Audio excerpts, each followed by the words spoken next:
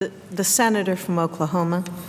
Well, I'm going to have to disagree with my partner over here on one thing, and that is the insistence that the House stay. There's a way, they're not going to, in my opinion, they're not going to stay. That's done. But this can still be done with their targeted adjournment date for them. And the way that can happen is for us to, right now, we're waiting out the vote. It happened, if nobody yields back, it's on the Inhofe substitute. That's what we're doing right now. And that vote would take place at 5 o'clock in the morning. Now, if you move that up, and right now we're asking you to take unanimous consent to do that, if we're able to do that, that could happen this afternoon. And that means that we could have, the next step would be to move to the bill, and that could be done while they're still here. And what I don't want to happen is to have them, you know, we are successful, we get done with our bill, and then send it over to the House, and they're gone. And so I think we can still do it while the House is still here. And I have to say, and I'm not sure that the ranking member of my committee, Senator Boxer, agrees with this, but I think that they never believed we'd be able to get the bill done. And that being the case, they staked out early and said that they, you know, they're, for any number of reasons, they're going to be gone. Well, we can do it. All we have to do is to move this up and to get the yield back on the time. We do the same thing then on final passage. And we could have the bill over there in good enough time Wednesday, that's tomorrow, that they could still act on the bill. That would be my goal on this, because I think that's the only way that we're going to. With the Senator yield for I a would question, have to yield. I would love to get this thing done in 5 minutes. So let me be clear about where I stand. But has my friend received confirmation from Speaker Boehner that he would take up the bill tomorrow? My understanding is the reason they've moved up there, and this is what I've heard. I can't swear to it. I don't know if it's accurate, but what I've heard is they're actually moving their adjournment up from Thursday to Wednesday so they can escape having to take up our bill. Does my friend believe if we get this bill done tomorrow that they would stay in 24 hours and deal with our bill? Well, reclaim my time. I don't know what they would do. I would just say that if we don't finish it until they're already gone, then we know what happens. And but I still think that can be done. And there is a sense of urgency. We've worked long and hard. You know, people saying that they haven't had time to get into this thing. We passed our bill. You know, they've had 5 or 6 weeks to absorb this. And this argument on you have a 6-year bill with only 3 years of funding, it's kind of a phony argument, because we have a valve that doesn't exist anywhere else. That if we go through, start a 6-year bill, that would allow us to get into the major projects that the senator from Minnesota was talking about, and that you've been talking about, and I've been talking about, that you can't get into with short-term extensions. We all understand that. So we could start those projects. Given 3 years, I can assure you that we would have the opportunity to find offsets that would be acceptable. We were operating under the gun before. That would take that away. We can go ahead and accept the fact that we have 3 years funded. And then for those individuals, and I'm speaking now of my colleagues on this side of the aisle who are conservative, who have had the argument that we're not going to be, we will then have to borrow money in order to finish the 6 years. The 6 years stop. There's a safety valve there that will cause the 6 years, the funding to stop exactly when that time comes that we run out of the money in the trust fund. So we can really have it both ways. We can start the projects, and then there'll be enough pressure on, and we'll be able to do. And incidentally, I have to say this because I have to keep reminding my friends, there is a conservative position, and that's to pass this bill. You know, I get so tired of people there are a lot of people out there who actually voted for the $800 billion, way back in the beginning of the Obama administration, the $800 billion stimulus bill that didn't stimulate. We tried to put an amendment on there. I know the senator from California and I co-sponsored amendments. They were all rejected. Then along came the $700 billion bailout. A lot of my Republican friends voted for that. Now they complain that the money isn't there. Well, the money can be there. If it hadn't been for those two things, we wouldn't be having this conversation today. But the money can be there. We need time to let that happen. Certainly, as we start pass this bill, start the major projects that are going on, then we'll be in a position to do that. The key to make that happen, to allow that to happen, I'm not going to give up because, you know, the House hasn't left yet. They say they're going to leave tomorrow afternoon. Well, if we go ahead and yield back enough time to get this vote this afternoon, we could do the same thing on the final vote. And by the way, those individuals who want to have amendments, you can still have germane amendments that would not be treated as an amendment, but we could consider putting those into the manager's amendment. Now, if that happens, that would become a part of the vote that they would be voting on tomorrow. So to allow that to happen, we have to go ahead, yield back time so that we can have this vote taking place and start working on those amendments that are germane to see which of those we're going to be in a position to consider. So anyway, that's what I'm hoping will happen. That's what I think there's an opportunity. Again, people who make statements, and I know that I have a lot of friends in the House. I spent 8 years in the House, and these individuals that are speaking now, one of them had made that it's kind of an off-the-cuff statement about you know, we're just not going to consider it. Well, I really believe that most of them over there felt that we weren't going to be successful in passing a bill. And so it's still possible we can do that. We do have the time left. We know what we have to do that. Is that the freight? Yeah. Do you have some stuff on that? Yeah. Let me just talk a little bit about some of the things, the sense of urgency. First of all, I appreciate the fact that this conversation took place. The senator from Minnesota, she has some pretty graphic pictures there of what happened that took the lives of 13 people, a bridge falling down. But today, the National Highway System carries more than 55% of the nation's highway traffic and 97% of the truck freight traffic.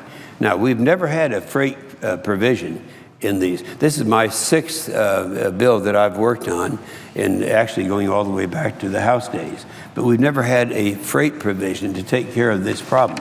Of the 4 million miles of public road, the National Highway System represents 5.5% of the nation's most heavily traveled miles of road.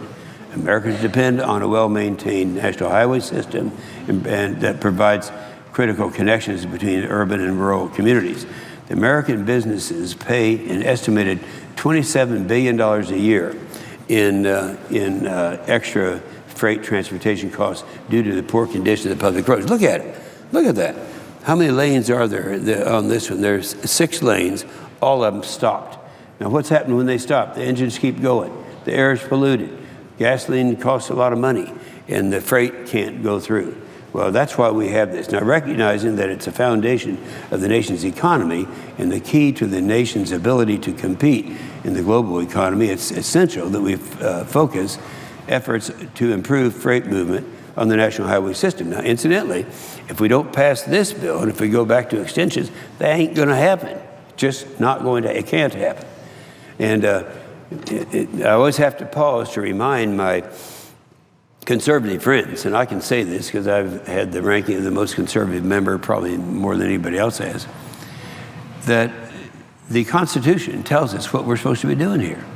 We're doing things, a lot of things that the Constitution never contemplated. But it says in Article 1, Section 8, we in the House and the Senate are supposed to be defending America and roads and bridges and highways. That's what we're supposed to be doing. And so I just say, you know, you have to remind people the conservative position, the constitutional that is to go ahead and do what we're trying to do with the DRIVE Act today. The DRIVE Act includes 2 new programs to help the states deliver projects and to promote the safety of the movement of these. The first new program is the National Freight Program. That's what we're talking about right now. That's what's bogged down in the traffic right now. It's distributed by a formula that will provide funds to all states to enhance the movement of goods, reduce costs, and improve the performances of businesses. The program will expand flexibility for both rural and urban areas. And now a lot of the reason that this hasn't been handled before is that states send in their priorities. You know, one of the few things in government that does work is what we're going through right now. When we set up a formula, we take into consideration, what do the people at home want? What do the people in my state of Oklahoma think is the most important thing in terms of roads and bridges and highways and maintenance in the state of Oklahoma? Now, there's some liberals here in Washington who think that there's never been a good decision unless it comes out of Washington. But we always emphasize what they consider to be the greatest concern within their states. Now, the reason that freight doesn't often get the high priorities that it should is because a lot of the freight moves in and out of a state, and the states don't evaluate that as the economic, as the benefit, when in fact that's short-sighted because states on either side provide that kind of a traffic that does add to the economy of the state. It's just not direct like the rest of the projects are. So we have this type of congestion taking place. Secondly, it'll improve efforts to identify projects with a high return on investment through state freight plans and state advisory committees. The second new program is the Assistance for Major Projects program, which creates a competitive grant program to provide funds for major projects of high importance to a community, a region, or to the nation. And the program includes a set-aside for rural areas and assures an equitable geographic distribution of the funds. To me, state of Oklahoma, it's a rural state. That's a very important thing. So anyway, we have that program. And again, these are major projects. One thing you can't do with the short-term extensions, and keep in mind the last time we had a long-term bill, a reauthorization bill, was 2005, and by the time that 2009 got here, we were working on just the short-term extension, 33 short-term extensions. So you can't do those major projects that have to be done sooner or later in our country. So we have, do you have charts on these? Yeah, we have the Chicago, Illinois, the I-290 and the I-90 and 94 intersections. We have, is that what that chart is? That's the intersection, that's the one we've been looking at with the congestion that is up there. It's the #1 worst freight bottleneck in the United States. The average speed slows down to 29 miles an hour.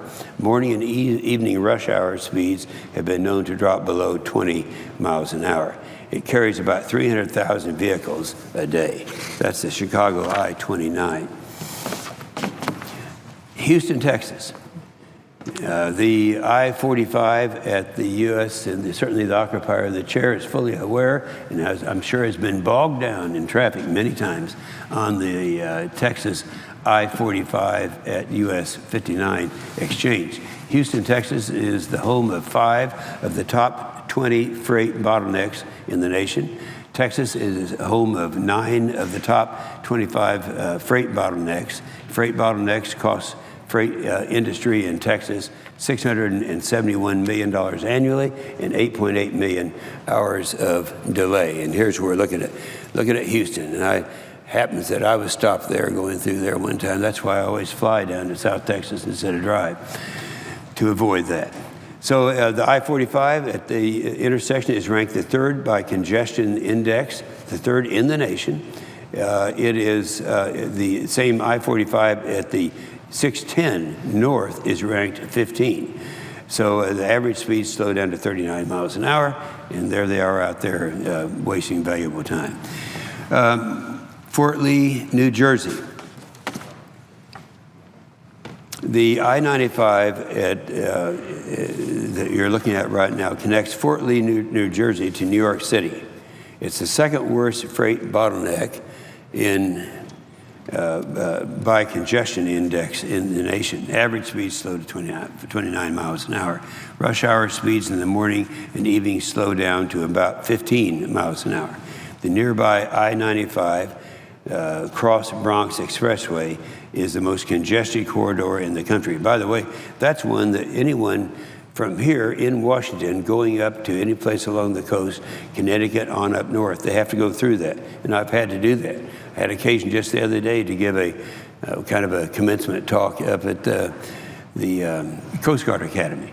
To get up there, I had to go all the way across that bridge to get up there. It almost made me late to get up at that time. So that's one that is well known. The George Washington Bridge is the world's busiest motor vehicle bridge, carrying over 106 million cars a year. So anyway, that's what we have right now. We have a freight program, and we have another talk that we've given several times where we go over all the bridges. The senator from Minnesota was talking about the tragedy of the bridges. But if you look and you see, it's not just confined to the East Coast. If you look and you see in my state of Oklahoma, in the northeastern section, we have more bridges, deficient bridges, than probably ranked number 3 in the nation, I would say. And those bridges are not going to be addressed until we have a chance to do it. So we have the opportunity to look at that. And yeah, put Eisenhower up there.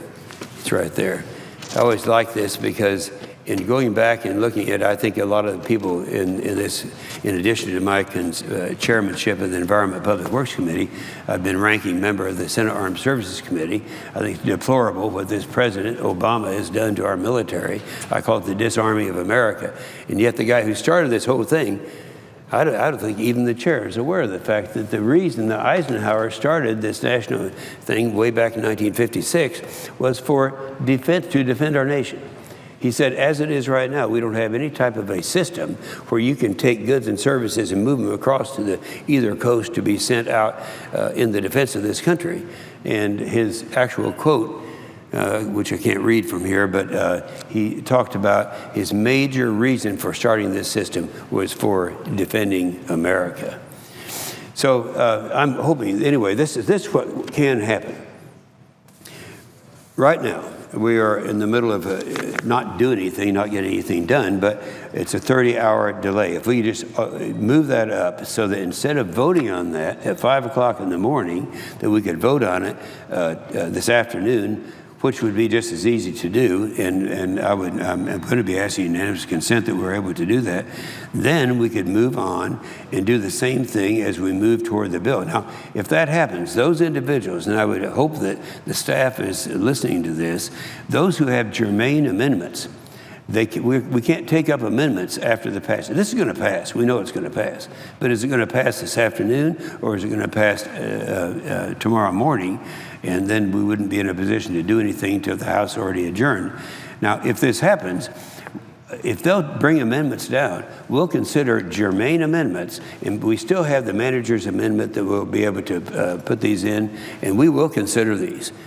So there's an opportunity for that to take place. And I wouldn't want anyone voting to deny this opportunity to finish this bill and let the House either at least look at it, thinking that they wouldn't be able to get their amendments in. We've had an opportunity to have amendments in for a long time. I always hasten to say this because how long has it been now? It's been 6 weeks since we passed this out of the VAR committee, and it passed unanimously. Every Democrat and every Republican, and I have to say that the Republicans in my committee that I chair are among the most conservative Republicans, and the Democrats are among the most liberal Democrats. That's a holdover from when the Democrats had control of the Senate, and so the Environment Public Works Committee was chaired by my colleague, who refers to herself as a very proud progressive. That means liberal, and I'm a very proud conservative. So we all have this in common. But just to have the opportunity to have this up so that we can consider it, we would have to move this up and get this vote to take place tonight. And so I'm hoping that will still be the case. We're making our case on that. And again, that would allow us to get this done in a way, or at least to let the House look at this and see whether or not that is an option they may want to pursue. I know several have painted themselves into a corner, but nonetheless, we could do this if we could hurry this up. I know there are other speakers on the floor, so I would yield the floor.